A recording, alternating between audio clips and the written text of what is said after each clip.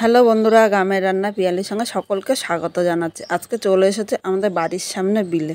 তোমাদের বিলের চারিদিকের পরিবেশটা একটু ঘুরিয়ে দেখাচ্ছি। দেখো কি ভালো লাগে, চারিদিকে সবুজ আর সবুজ।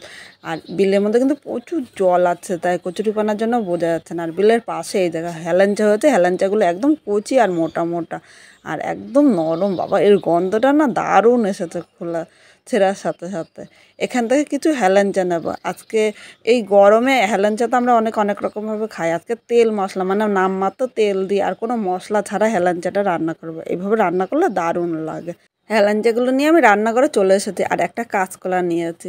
হেলেঞ্চার প্রথমে এই পাতাগুলো এইভাবে ছাড়িয়ে নেব। কাঁচকলা দিয়ে হেলেঞ্চা এইভাবে রান্না করলে সকালে গরম ভাত কিন্তু দুর্দান্ত লাগে। আজকে খুব সাধারণভাবে রান্না করবো। আর ছোটো বাচ্চারা তো অনেক সময় তেতো খেতে চায় না, এইভাবে রান্না করে দেবেন, ওরাও কিন্তু খুব ভালোবেসে খেয়ে নেবে। হেলেঞ্চার সাথে তোমরা পাতাও নিতে পারো, কিন্তু পাতা নিলে বেশি তেতো লাগে, তখন খেতে ভালো লাগবে না। আর এইভাবে একটা একটা করে পাতা ফেলে শুধু এই ডাঁটগুলো নেব। আর ডাঁটগুলো কিন্তু একদম কচি, তাই ডাঁটগুলো আর ফেলবো না।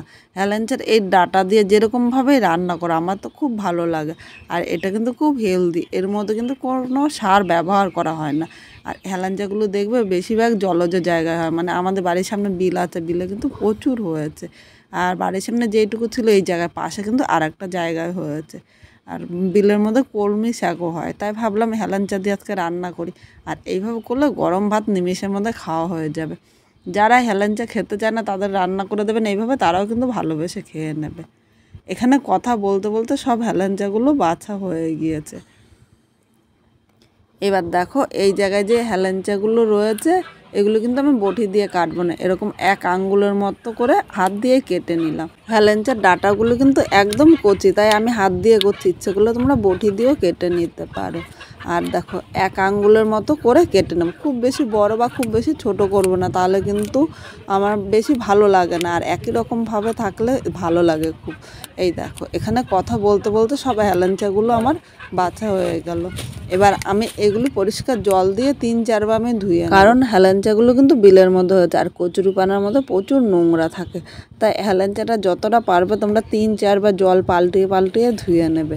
এই জায়গায় আমি দেখো 3 বার ধুয়েছি, তারপরও মনে হচ্ছে হেলেঞ্চার মধ্যে একটু নোংরা আছে, তাই আবার কলে নিয়ে গিয়েছি। কলের থেকে আমি পরিষ্কার জল দিয়ে ধুয়ে নিয়ে আসলাম। এবার হেলেঞ্চাগুলো আমি এক সাইডে রেখে দিলাম। এখন এখানে একটা কাঁচকলা নিয়েছি, আজকে কাঁচকলা হেলেঞ্চা দিয়ে শুক্তোর মতো করব। আর একদম তেল মশলা ছাড়া খুব সহজেই করতে পারবে, মাত্র নামমাত্র তেল দিয়ে আমি এই রান্নাটা করেছি। এইভাবে করলে খেতে কিন্তু দুর্দান্ত লাগবে। আর এখানে কথা বলতে বলতে দেখো হেলেঞ্চাটা আমি যেরকমভাবে কেটেছি সেরকমই কিন্তু সরু সরু করে আমি কাঁচকলাটাও কেটে নিলাম, কারণ একই রকমভাবে থাকলে ভালোই লাগে। আর এর সাথে আমি একটা মাঝারি সাইজের আলু নিয়েছিলাম, দেখলাম সেই ভিডিওটা স্কিপ হয়ে গিয়েছে। এবার আমি এই কাঁচকলার মধ্যে হলুদ দিয়ে 10 মিনিট ভিজিয়ে রাখবো, তাহলে কাঁচকলার যে কষটা থাকে সেই কষটা কিন্তু বেরিয়ে যাবে। অনেক সময় কাঁচকলা এমনি কেটে রান্না করলে দেখা যায় তরকারিটা কালো হয়, আর এইভাবে ভিজিয়ে রেখে তারপর রান্না করলে কিন্তু আর কালো হবে না। এখানে 10 মিনিট পর আমি কাঁচকলাটা নিয়ে আসলাম। এখন এই কাঁচকলাটা পরিষ্কার জল দিয়ে আমি ধুয়ে নিয়ে আসবো। দেখো বন্ধুরা, কাঁচকলাটা ধুয়ে নিয়ে এসেছে আর জলটা কিন্তু একদম পরিষ্কার হয়ে গিয়েছে। এরপর কোনো তরকারি রান্না করলে কিন্তু আর কালো হবে না। এবার চলো মূল রান্নায় চলে গেলাম। এখানে একটা কড়াই বসিয়ে দিয়েছে, এবার কড়াইয়ের মধ্যে আমি 1.5 চামচ সর্ষের তেল নেব। খুব বেশি তেল নেব না, এই তেলেই কিন্তু পুরো রান্নাটা করব। এখানে প্রথমে দেখো মাঝারি সাইজের একটা আলু নিয়েছিলাম, আলুটাও কিন্তু এরকম সরু সরু করে পাতলা পাতলা করে কেটে নিয়েছি। এবার এর মধ্যে আলু নিয়ে নিলাম, এর সাথে স্বাদ অনুযায়ী লবণ দিলাম। এখন লবণটা আলুর সাথে নেড়ে চেড়ে মিশিয়ে 3 থেকে 4 মিনিট মিডিয়াম আগুনে ভেজে নেব, কারণ আলুটা যদি এইভাবে ভেজে নিই তাহলে কিন্তু খুব অল্প সময় রান্নাটা হবে।